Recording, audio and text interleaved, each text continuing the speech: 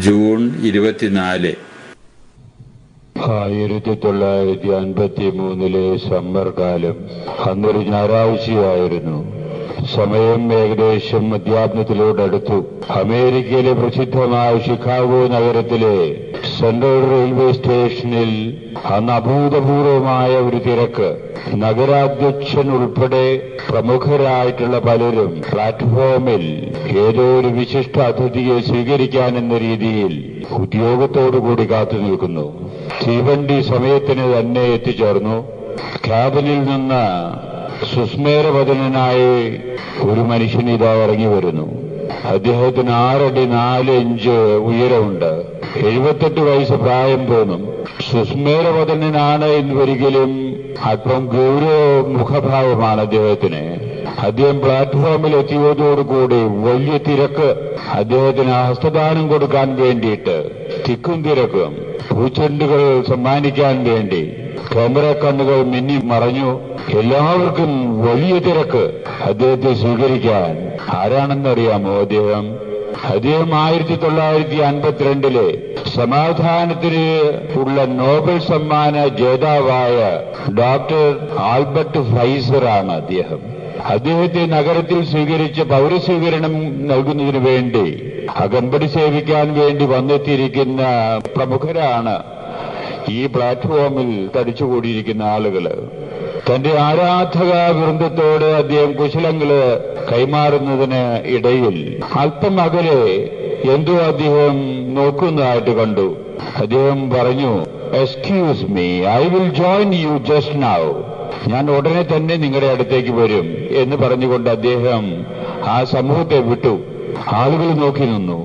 ആ വണ്ടിയിൽ തന്നെ വന്നിറങ്ങിയ ഒരു കറുത്ത വർഗക്കാരി, വലിയ പ്രായം തോന്നും, ഒരു അമ്മൂമ്മ, 2 കൈകളിലും വലിയ ഭാരപ്പെട്ട 2 സൂട്ട്കേസും വഹിച്ചുകൊണ്ട് വളരെ ബുദ്ധിമുട്ടി തന്നെ ഇങ്ങനെ നടക്കുന്നതായിട്ട് അദ്ദേഹം കണ്ടതാണ് ആ നോക്കിയത്.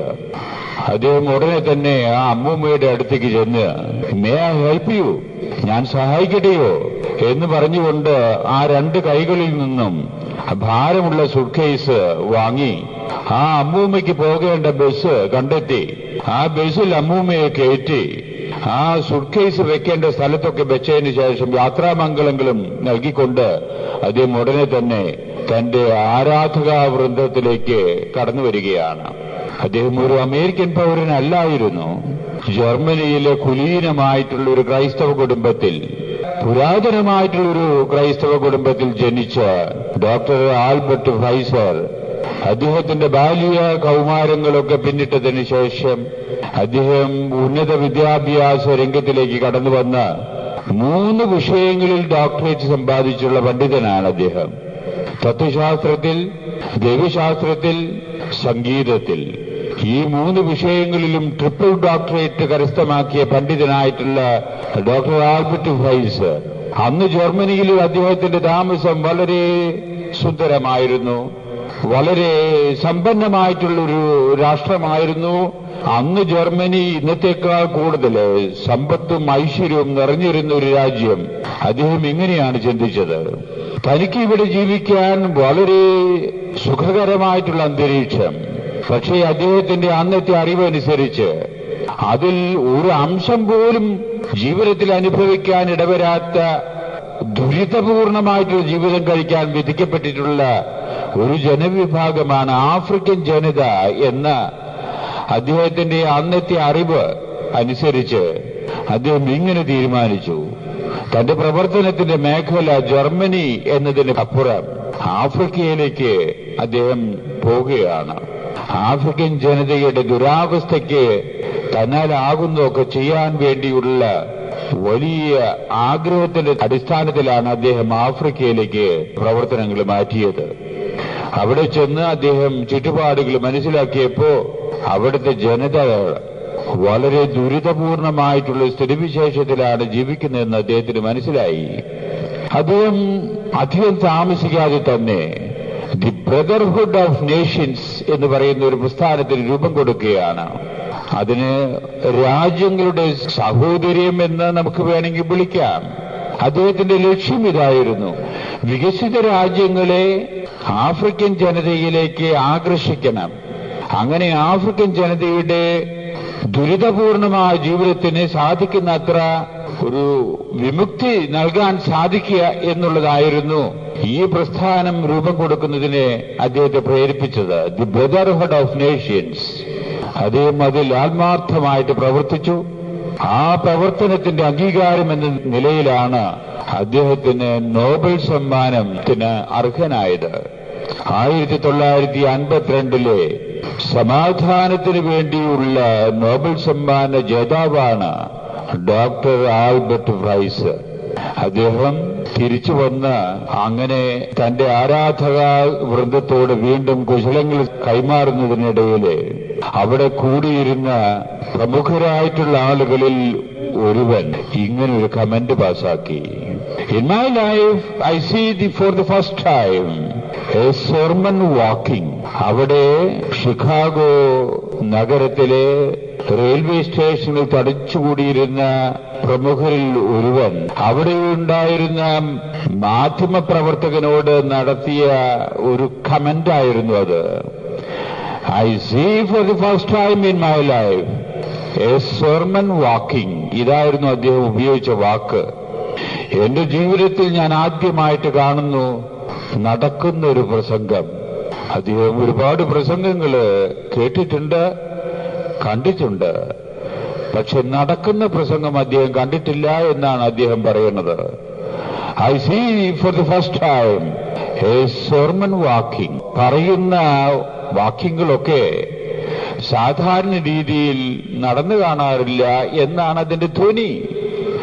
എന്നാൽ ഇവിടെ ഒരു പ്രസംഗം കേൾക്കുക മാത്രമല്ല, അത് നടത്തുക മാത്രമല്ല, അത് പ്രാവർത്തികമാക്കുക മാത്രമല്ല, അത് തന്നെ ജീവിതമാക്കിയ ഒരു വ്യക്തിയുടെ അതുല്യമായിട്ടുള്ള ഒരു പ്രതിഭയെ നമ്മുടെ മുമ്പിൽ അവതരിപ്പിക്കുകയാണ് ഇന്നത്തെ സുവിശേഷം എന്നാണ് എനിക്ക് തോന്നുന്നത്. ആ പ്രതിഭയുടെ പേരാണ് യോഹന്നാൻ മാംദാന.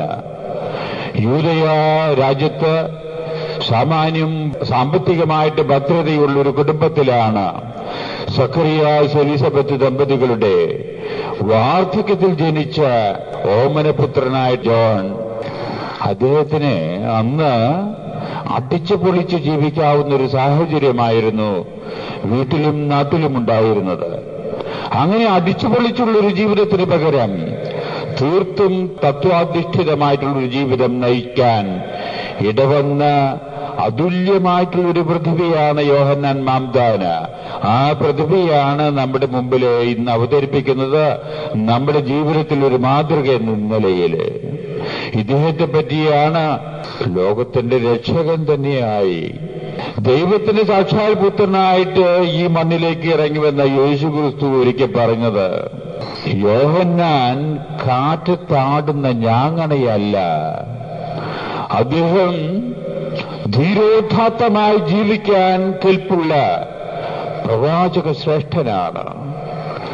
ഈ പ്രപഞ്ചത്തിൽ അദ്ദേഹത്തെ പോലെ ഇത്രയേറെ മഹത്വമുള്ളൊരു വ്യക്തി ജനിച്ചിട്ടില്ല എന്ന രീതിയിൽ സംസാരിക്കാൻ ഇടവന്ന ആ പ്രതിഭയാണ് യോഹന്നാൻ മാംദാന. അദ്ദേഹത്തിന് നാട്ടിൽ വലിയ ആദരവാണ്, വലിയ മതിപ്പാണ്. യഹൂദന്മാരുടെ ഇടയിൽ വലിയ ആദരവും ബഹുമാനവും പിടിച്ചുപറ്റിയവനാണ് യോഹന്നാൻ.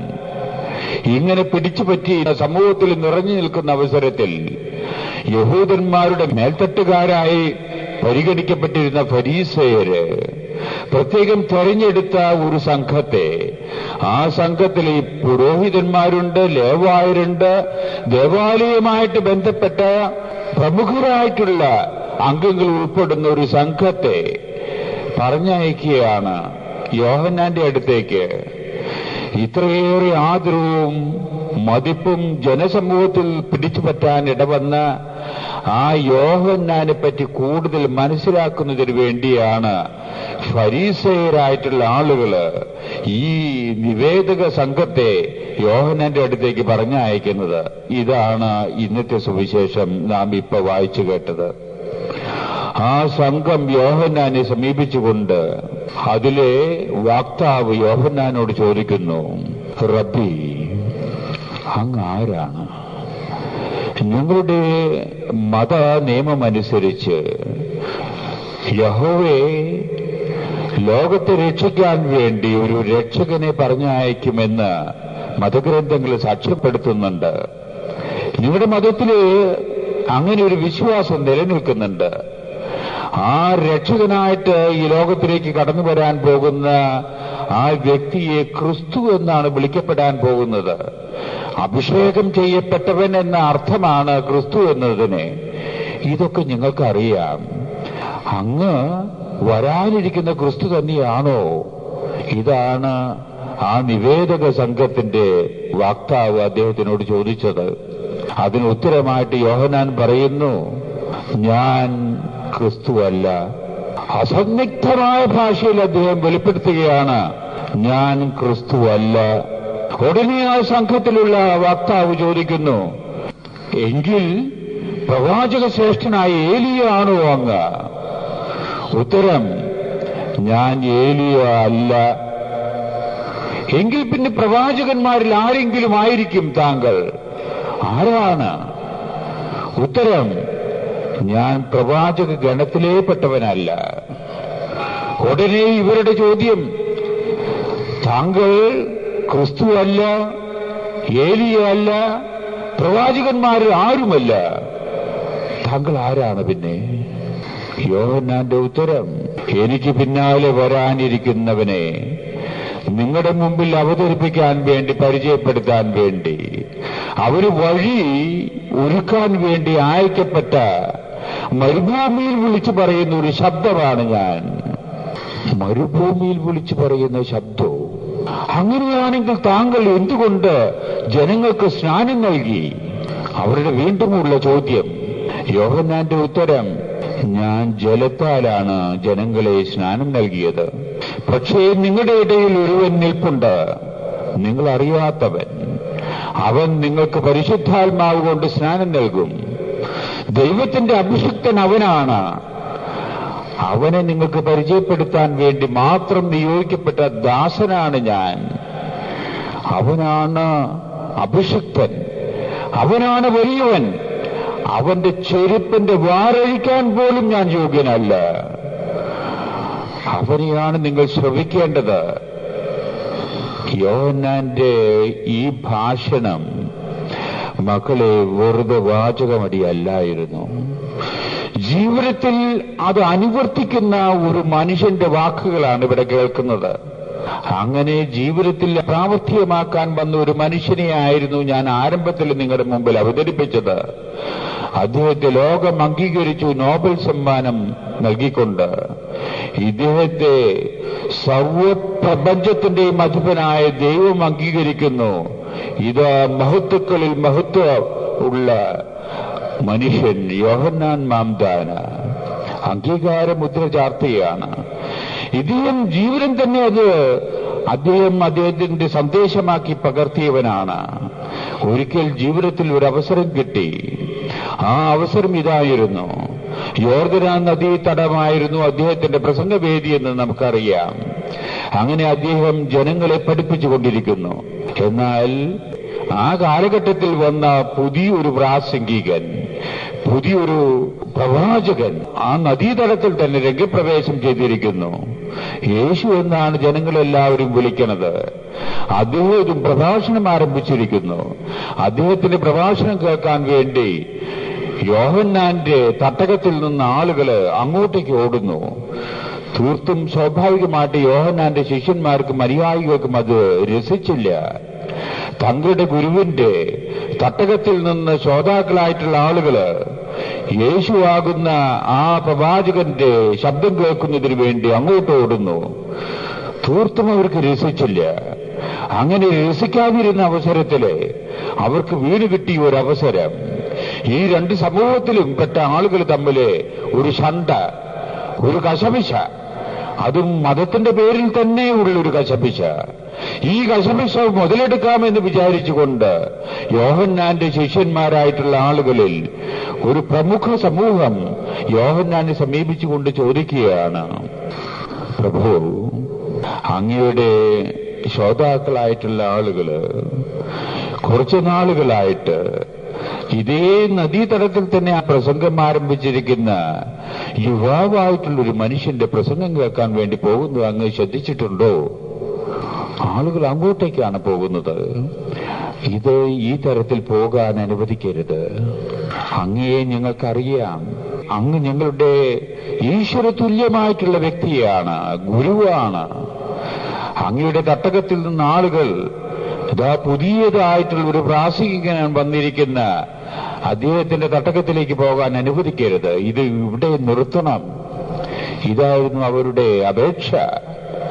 യോഹന്നാൻ അവരെ ശ്രദ്ധിച്ചതിന് ശേഷം പറയുകയാണ്, മക്കളെ, ഉന്നതത്തിൽ നിന്ന് അധികാരം ലഭിക്കാത്തവന് ജനങ്ങളുടെ ഇടയിൽ സ്വാധീനം ചെലുത്താൻ സാധ്യമല്ല. നിങ്ങൾ ആരെപ്പറ്റി സൂചിപ്പിച്ചു? അവരാണ് ഉന്നതത്തിൽ നിന്ന് അധികാരം ലഭിച്ചിരിക്കുന്നവൻ. അവനാണ് ദൈവത്തിന്റെ അഭിഷിക്തൻ. ഞാൻ അവനെ നിങ്ങളുടെ മുമ്പിൽ പരിചയപ്പെടുത്താൻ വേണ്ടി മാത്രം നിയോഗിക്കപ്പെട്ടിരിക്കുന്ന ദാസനാണ്. അവനാണ് മണവാട്ടിയുള്ളവൻ, അവനാണ് അഭിഷിക്തൻ, അവനാണ് വലിയവൻ, അവനാണ് വളരേണ്ടത്, അവനെയാണ് നിങ്ങൾ ശ്രവിക്കേണ്ടത്. ഞാൻ രംഗം വിടേണ്ട സമയമായിരിക്കുന്നു. ഇതിനു വേണ്ടിയാണ് ഞാൻ ലോകത്തിലേക്ക് വന്നിരിക്കുന്നത്.